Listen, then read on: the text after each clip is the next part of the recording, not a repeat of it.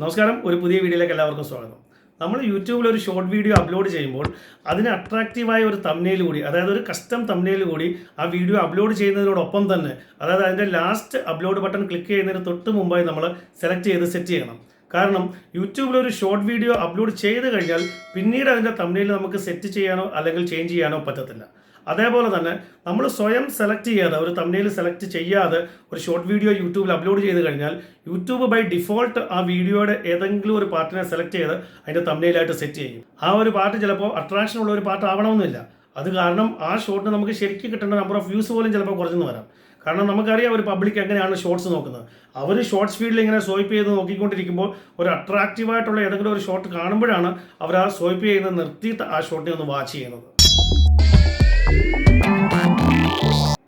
അപ്പോൾ നമുക്ക് നമ്മുടെ ഒരു ഷോർട്ട് വീഡിയോയ്ക്ക് ഒരു കസ്റ്റം തംബ്നെയിൽ കൊടുക്കണമെന്നുണ്ടെങ്കിൽ അത് നമ്മൾ മൊബൈലിൽ നിന്നും അപ്ലോഡ് ചെയ്താൽ മാത്രമേ ഒരു ഷോർട്ട് വീഡിയോയ്ക്ക് കസ്റ്റം തംബ്നെയിൽ സെറ്റ് ചെയ്യാൻ പറ്റത്തുള്ളൂ. അഥവാ ഇനി നിങ്ങൾ കമ്പ്യൂട്ടറിലോ ലാപ്ടോപ്പിലോ എഡിറ്റ് ചെയ്താണ് ഷോർട്സ് ക്രിയേറ്റ് ചെയ്യുന്നതെങ്കിൽ അത് എഡിറ്റ് ചെയ്തതിന് ശേഷം നിങ്ങൾ മൊബൈലിലേക്ക് ട്രാൻസ്ഫർ ചെയ്തതിനെ അപ്ലോഡ് ചെയ്യുക. അപ്പോൾ നമുക്ക് അതിനൊരു തംബ്നെയിലും സെറ്റ് ചെയ്യാൻ പറ്റും. ഇനി നമുക്കത് എങ്ങനെ സെറ്റ് ചെയ്യുന്നു എന്ന് നോക്കാം. നമ്മൾ നമ്മുടെ മൊബൈലിൽ യൂട്യൂബിൽ പോകുന്നു, ഷോർട്ട് അപ്ലോഡ് ചെയ്യാൻ വേണ്ടി പ്രസ്സിൽ ക്ലിക്ക് ചെയ്യുന്നു, ക്രിയേറ്റ് എ ഷോർട്ടിൽ ക്ലിക്ക് ചെയ്യുന്നു. ഇനി ഗാലറിയിൽ പോയിട്ട് ഞാൻ എഡിറ്റ് ചെയ്ത് വെച്ചിരിക്കുന്ന ഈ ഒരു ഷോട്ടിനെ ഞാൻ അപ്ലോഡ് ചെയ്യുകയാണ്. ഇതിനെ ഞാൻ അപ്ലോഡ് ചെയ്യുന്നു, ഡൺ ക്ലിക്ക് ചെയ്യുന്നു. ഇതിപ്പോൾ പ്രോസസ്സിംഗ് ആയി, പ്രോസസ്സിംഗ് കംപ്ലീറ്റ് ആയി. എന്നിട്ട് ടിക്ക് സൈനിൽ ക്ലിക്ക് ചെയ്യുന്നു. ഇനി ഇവിടെ നെക്സ്റ്റിൽ ക്ലിക്ക് ചെയ്യുന്നു. ഇനി ഇവിടെ നോക്കുക, ഈ സ്ക്രീനാണ് വളരെ ഇമ്പോർട്ടൻ്റ് ആയിട്ടുള്ളത്.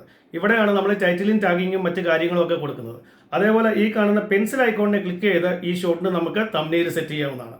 അപ്പോൾ നമ്മൾ ഈ പെൻസിൽ ഐക്കോണിൽ ക്ലിക്ക് ചെയ്യുന്നു. ഇപ്പോൾ നമ്മുടെ കംപ്ലീറ്റ് ഷോട്ട് ഇവിടെ ഓപ്പൺ ആയിട്ടുണ്ട്. ഇവിടെ നമുക്ക് ഇങ്ങനെ ഡ്രാഗ് ചെയ്ത് നമുക്ക് അട്രാക്റ്റീവായ പാർട്ടിനെ ഇതിൻ്റെ തംബ്നെയിലായിട്ട് നമുക്ക് സെറ്റ് ചെയ്യാവുന്നതാണ്.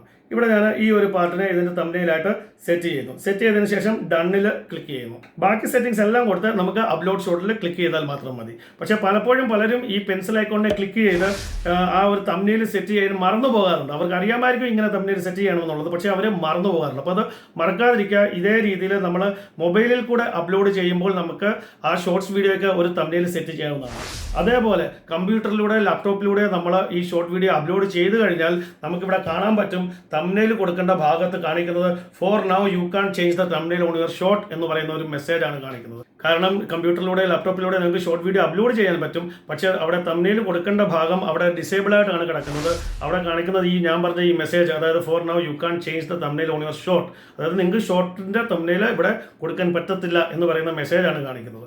അപ്പോൾ എപ്പോഴും നിങ്ങൾ ഒരു തംബ്നെയിൽ നിങ്ങളുടെ ഷോർട്ട് വീഡിയോയ്ക്ക് കൊടുത്ത് നല്ല രീതിയിൽ ഷോർട്ട് വീഡിയോ അപ്ലോഡ് ചെയ്യണമെന്നുണ്ടെങ്കിൽ നിങ്ങൾ ഷോർട്ട് വീഡിയോ എപ്പോഴും നിങ്ങളുടെ മൊബൈലിൽ കൂടെ തന്നെ അപ്ലോഡ് ചെയ്യുക. കമ്പ്യൂട്ടറിൽ എഡിറ്റ് ചെയ്താലേ ശരി, അതിനെ മൊബൈലിലേക്ക് ട്രാൻസ്ഫർ ചെയ്തതിന് ശേഷം മൊബൈലിൽ നിന്ന് തന്നെ അതിനെ അപ്ലോഡ് ചെയ്യാൻ ശ്രമിക്കുക. അപ്പോൾ ഈ വീഡിയോ നിങ്ങൾക്ക് ഇഷ്ടപ്പെട്ടെങ്കിൽ ഈ വീഡിയോ ഒന്ന് ലൈക്ക് ചെയ്യുക, ഷെയർ ചെയ്യുക. അതുപോലെ സബ്സ്ക്രൈബ് ചെയ്യാത്തൊരു വീഡിയോ കാണുന്നുണ്ടെങ്കിൽ പ്ലീസ് സബ്സ്ക്രൈബ് ദ ചാനൽ.